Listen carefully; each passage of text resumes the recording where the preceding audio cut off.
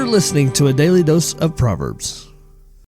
Hello, my name's Tim Perko. Today is the 26th, and today we're going to be going over Proverbs chapter 26, verse 12, and it reads, "Do you see a man wise in his own eyes? There is more hope for a fool than for him." All right, so we got some harsh words coming here in today's scripture. And what does it mean by a man who is wise in his own eyes? In other words, this is somebody who believes that they are right about everything and they can't possibly be wrong. And all they ever need in life is their own counsel. We as Christians need to make sure that we do not fall in this trap. It can be easy sometimes when we start learning more about the Bible, we start studying the Bible more, we start knowing more things about the things of God, especially when you go to university or anything like that. If you got a degree in theology, you can start getting wise in your own eyes. And it's a good thing to go ahead and pray to God to guard your heart from these things. And this also honestly really plays back into another proverb, as many of these proverbs actually do. And I'm personally thinking of Proverbs chapter 3, verse 5, where it says, "Trust in Yahweh, the Lord. Trust in Yahweh with all your heart, and do not lean on your own understanding." Because remember, our own understanding can get us messed up. We need to look to God and His Word, which is found inside the Bible, and then we can fully understand and know the way.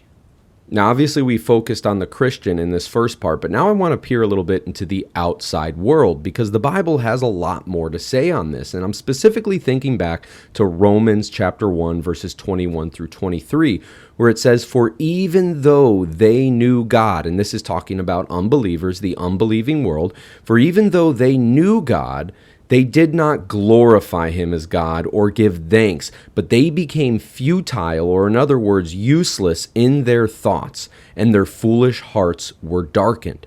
Professing to be wise," here's the key right here that plays into our passage, "professing to be wise, they became fools, and exchanged the glory of the incorruptible God for an image in the likeness of corruptible man, and of birds, and of four-footed animals, and crawling creatures."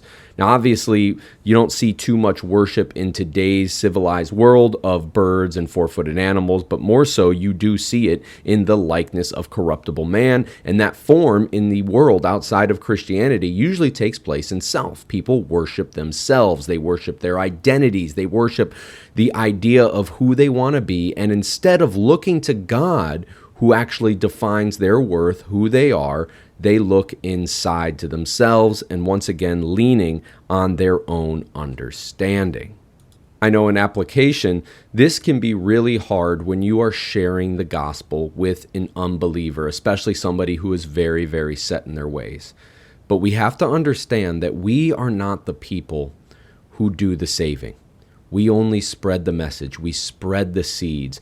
One man plants, another man waters, but it is God who gives the growth or the increase, as the Apostle Paul once said. We are simply delivering the message. We're not there to make them understand. Now, it doesn't hurt when we start adding in and talking with them and just going over various reasons on why they should believe. But at the end of the day, we can't place the emphasis on us that, oh, if I don't do X, Y, and Z, this person won't come to salvation. We need to trust in the power of God, trust in the power of the gospel that God can transform hearts. And that's the lesson that I really want you to take away out of this when you may be confronted with somebody who is wise in their own eyes. With all that being said, I hope you all have a wonderful and blessed day. Thank you for listening.